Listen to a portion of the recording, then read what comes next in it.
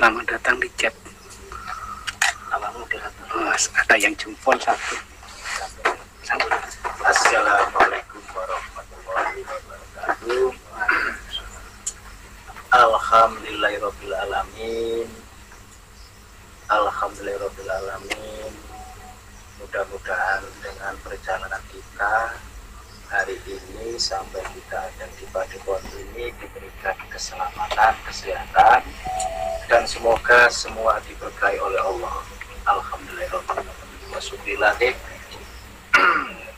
Dalam hal ini alhamdulillah kita bersama-sama saling mengingatkan dalam hal kebaikan dan keabadian. Terus penting Mas Hari, Mas Heri, Mas Adis, semoga perjuangan kita senantiasa diberikan kesehatan dan keberkahan oleh Allah Subhanahu wa Ta'ala. Amin ya rabbal alamin. Saya menyampaikan dengan kebetulan ini adalah di saat Idul Adha. Dalam hal Idul Adha adalah sebuah perjalanan yang penuh hikmah dan penuh sejarah.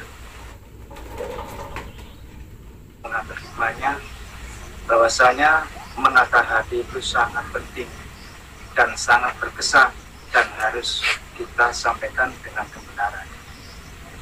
Satu, bersihkan hati, jernihkan jiwa. Ketika manusia menjalani hidup melupakan kebersihan hati dan jernihkan jiwa, maka kita diarahkan pada dilema selamanya.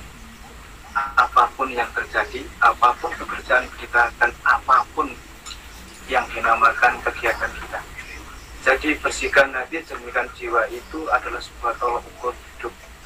Walaupun kita dapat memberikan sebuah tatanan syariat yang benar, tapi hati kita kalau masih kotor, maka setan akan bercokol di hati kita dan di atas kita. Kesundi Mas, ngoten nggih. Jadi kita rileks aja. Yang penting kita di sini tujuannya adalah untuk pencerahan, untuk mewarnai semuanya. Tidak ada tendensi apapun dari ajaran agama apapun. Kita sama, hidup ini adalah penuh makna. Jangan dikira hidup ini hanya sebuah fenomena perjalanan yang tidak ada manfaatnya. Kita harus menjadi manusia yang bermanfaat sampai kapanpun. Nomor 3, setelah bersihkan hati, jernihkan jiwa, maka kita harus mendapatkan ilmu yang bermanfaat, amal yang bermanfaat. Ilmu yang bermanfaat itu terbentuk dari hati yang bersih. Ketika hati kita masih kotor, maka apapun yang kita ucapkan terbentuk dari sebuah kekotoran nafsu yang kotor kita. Yang nomor 4 adalah intinya apa? Bersihkan hati, jernihkan jiwa, amalkan ilmu. Waktu adalah waktu.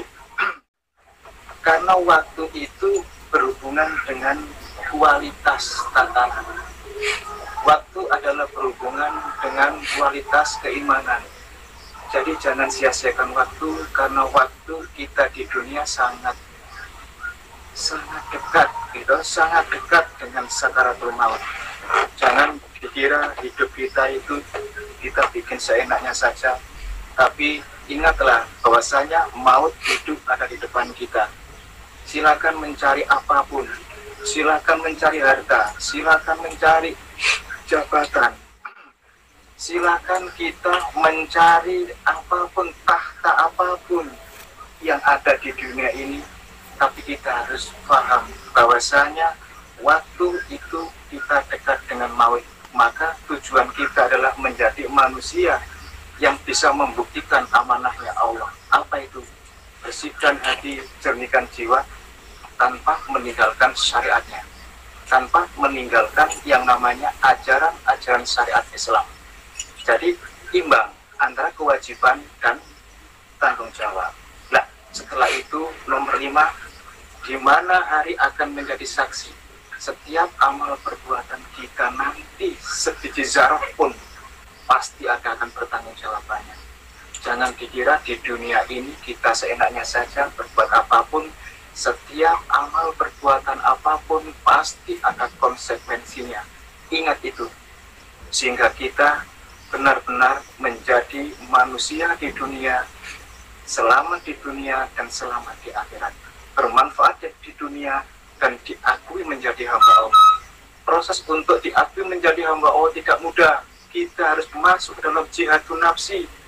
Kita harus membersihkan hati, gimana alatnya, gimana caranya, dan gimana tolak ukurnya.